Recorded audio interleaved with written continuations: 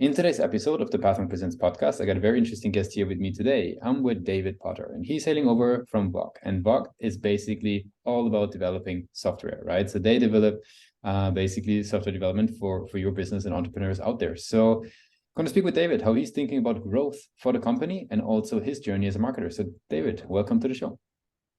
Thanks very much for having me. Of course. Yeah, so maybe give people a quick insight. What is Vogue all about in your own words? Sure. In short, we're a custom software development company based here in Canada.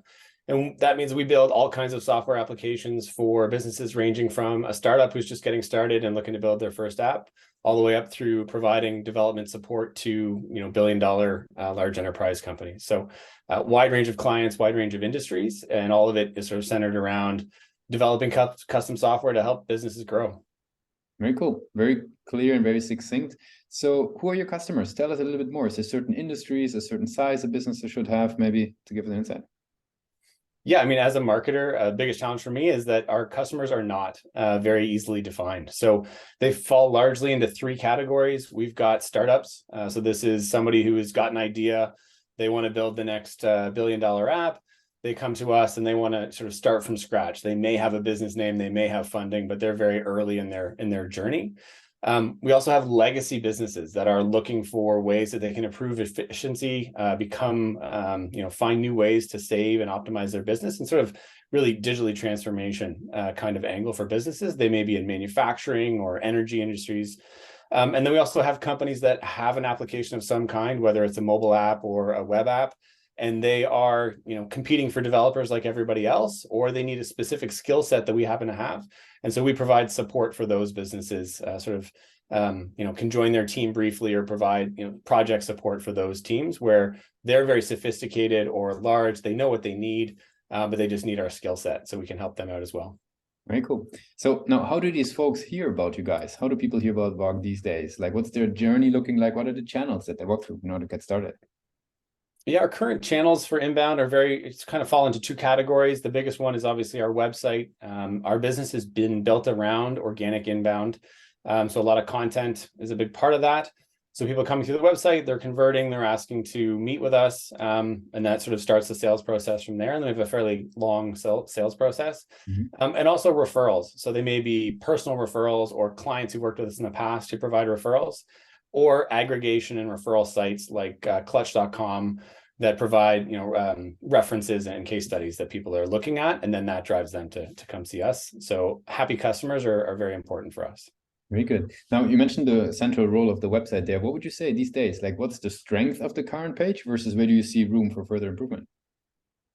Yeah, I mean, I think that the strength and the part we can't argue with is that it tends to convert fairly well, and that we perform very well from an organic search perspective. So if you search for, keywords around our business in the regions where we're stronger, we tend to perform well, and so that drives inbound for us. I think that's a reflection of the work that's been done historically and some of the content that's been there.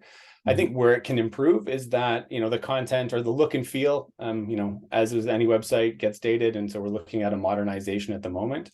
Mm-hmm. And then we're always looking for new ways to build in automations or opportunities to make it a little bit easier for customers to get to us, a little bit easier to, get to know us earlier in their decision journey rather than waiting until the point where they're ready to buy. So newsletter subscriptions or other content opportunities to stay connected with us so that we're not just sort of, waiting for that last moment when somebody's already made a decision. As you know, people do a lot of research before they ever reach out to somebody. So we really want to work harder at looking for new channels, whether it's on the website or other digital channels, to try and engage with customers as they're doing their initial research and trying to provide sort of education and help them see what's going on. And I think part of that comes down to, we work in an industry where there's a lot of people that are hiding things that they're doing. It feels like a black box. You're not really sure what happens when you talk to a developer. They just kind of go away and then give you something, and then you don't really understand what's happening behind it. Whereas we really want our customers to know what we're doing. We're very transparent and open about why we're making decisions or why something costs what it does. And we want to sort of push that further and push that more into the open and help people understand what development is and where it's going. Very good. Now, Is there something that you've learned over the years when it comes to driving conversions? You mentioned the site is converting really well. Anything that you've learned over the years, what actually is helpful, like approaches, tools, methods to, pick up conversions? I mean, I think for me, it's been very much a test and learn approach because in Vogue's case, our customer base is so varied. It's hard to say, oh, this one thing is really going to be relevant to this particular audience. Yeah. So it's a matter of, trying different things. Everything's always evolving. So are we trying different locations? Are we trying different form lengths? Are we trying different, things like exit pop-ups and things like that to capture people before they're leaving? And are we looking for different ways to help engage them? And then trying to look at which content is useful and how do we use data to try and figure out, and this is an area where we can improve a fair bit, but try and figure out what types of information or content are useful to potential customers at different stages in their journey. So, you may want 101 content early on, and you may want sort of much more specific, detailed case studies as you get closer to your decision. So just trying to make sure that everybody can find the things that they need as they go through the process. Very cool. Let's switch gears a little bit and talk about yourself as a marketer, right? I'm curious to learn a bit more about your journey. Maybe the first thing would be to know, with all the content out there that marketers could consume, read, and learn from, where do you personally find, high quality marketing knowledge and information with all the noise out there? You know what? I'm a big fan of Feedly, the tool that you can sort of set up our essentially old school RSS readers and allows you to flip through things pretty quickly. Mm-hmm. And then it allows me to sort of segment information in different buckets. I don't just work in tech, I'm a tech nerd. So I have a whole bunch of technology blogs or sites, and being able to aggregate them all into one place I find is really helpful. Other than that, podcasts, have recently come to listen to yours, but I also listen to a bunch of other podcasts on a regular basis and trying to figure out, but you're right, there's so much out there that it's hard to find. And some brands are very good at it. HubSpot is remarkably good at providing information from a marketing perspective when you need it. They tend to always pop up whatever you search. So very good. Now, I got some rapid fire questions to wrap it up for today. Are you ready for those? Shoot. What is the last book you read or the last podcast you listened to? And the Pathway one doesn't count. The last book I read was one of the Slow House books. I can't remember which one. And then I'm also reading Capital. So that one's taking a little longer, a little more dense. It's not really before bed reading. The last podcast I listened to today was probably Drum Tower. It's one of the Economist podcasts, sort of they've had UK and American versions for a while. So this is, providing a little bit of insight into China and Chinese market and politics there, which is something I don't know a lot about. Very good. What's the one single thing that your company is focused on the most at the moment? I think customers. I mean, it's a very traditional answer, but it is the truth. We are very customer focused because all of our clients are different.